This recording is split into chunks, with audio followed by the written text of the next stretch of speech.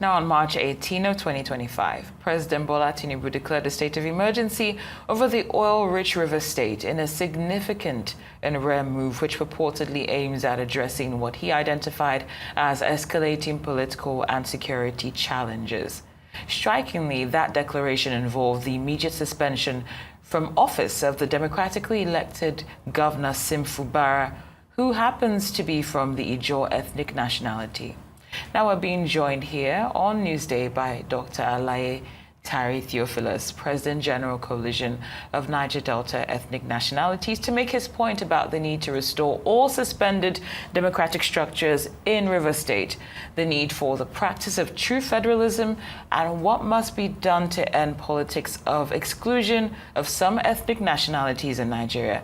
Good afternoon. Many thanks for joining us here on Newsday. Thank you for having me. Of course. Now, let's start with the suspension and the call for restoration of all the parties that have been suspended. We did hear recently that the suspended governor, Sim Fubara, said that the president acted with wisdom by declaring a state of emergency rule in the state. What's your take on that? Thank you very much. You know, as the executive governor that was elected by the people of River State, we believe that having peace in River State is his topmost priority. And with what he has said, you will understand that he's a peace-loving person. But that is, by the way, the reason why the coalition of Niger Delta ethnic youth leaders and supporters of democracy came to walk on the street of River State, telling the president and those that carried out that undemocratic action in River State is that 58 years ago was when the people of River State agitated for the creation of River State, and that was given to them. And when the military regimes were on board, people fought the military regime to see how democratically elected system of government will be put in place. Today, by the grace of God, we are in the Fourth Republic, an uninterrupted democratic season. So for an uninterrupted democratic season, for us to see a president declaring a state of emergency in a state and also using that opportunity to suspend all democratic institutions to a larger extent is a threat to our democracy. And we are saying that as those that are in support of democracy, for those as people that want Nigerian democracy to succeed, we are saying that irrespective of who is being affected, that we are not in support of people trying to subvert people's mandates in this democratic regime that we are operating. If we are under the era of military regime, believe you me, you can bring somebody from the Yoruba extraction to become an administrator in River State. There will be no problem. You can bring even somebody from the north to become an administrator in River State. There is no problem. But that is not the situation on ground. So what Mr. President has done and what the National Assembly has done to us is a threat to democracy. And we can't fold our hands to watch some group of persons undermine our democracy just because they are within the corridor of power. All right, what specific actions constitute politics of exclusion of Niger Delta ethnic nationalities beyond the usual political rhetoric and what you have outlined that might have been appropriate under a military regime but is far from appropriate under a democratically elected setting? When we talk about exclusion of ethnic nationality, under this administration, you can see it very clear that in the 2025 budget that is on board as we are speaking, you can barely find projects, federal government projects that are located within the Niger Delta region. Particularly as a oil producing people, we were expecting that at least some form of project that will eliminate show that we are contributing eminently to the Nigeria economy. It's supposed to be reflecting in our region. But the reverse is the case. If you look deeply into the 2025 budget, you will see that there is no tangible project that is allocated there in the Niger Delta, apart from the East-West Road remediation work that is taking place. So we are calling on Mr. President that, look, the exclusion of our areas in main federal project is a threat to us.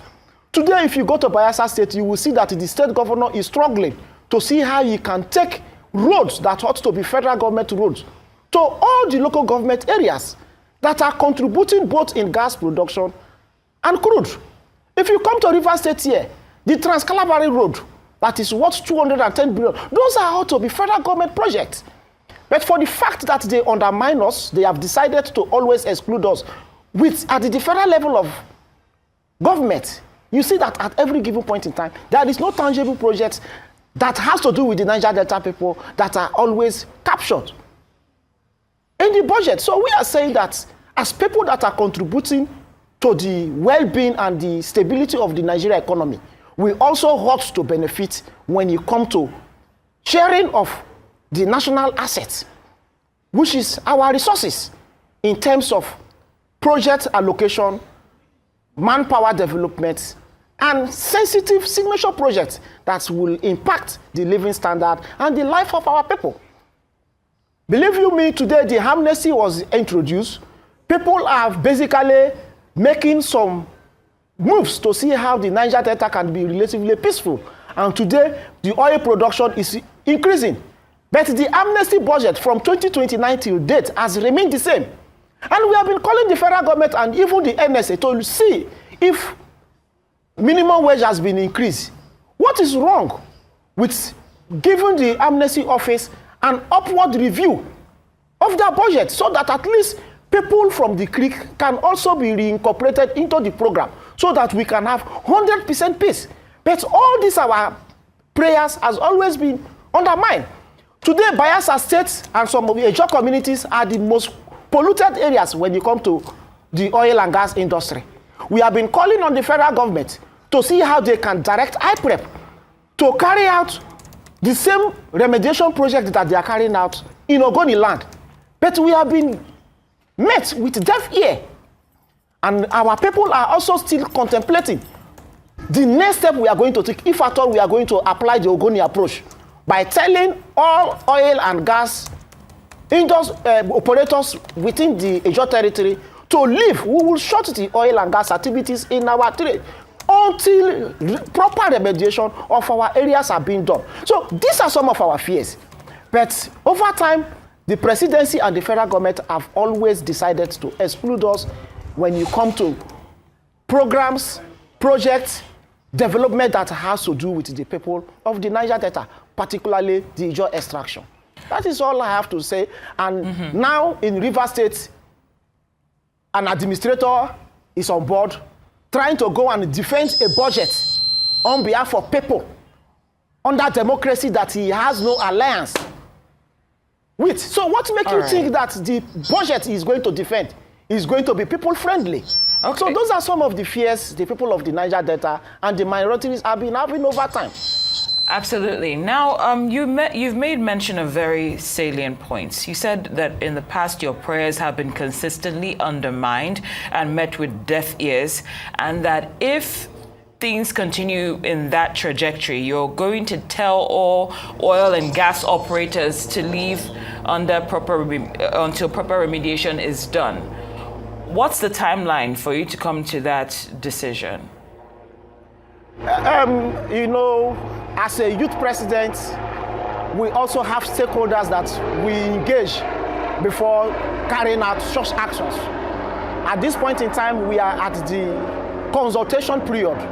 When it is time for consolidation, then we are going to give an ultimatum when that action is going to be taken. We are on that engagement of our stakeholders, letting them understand the step that we are about to take.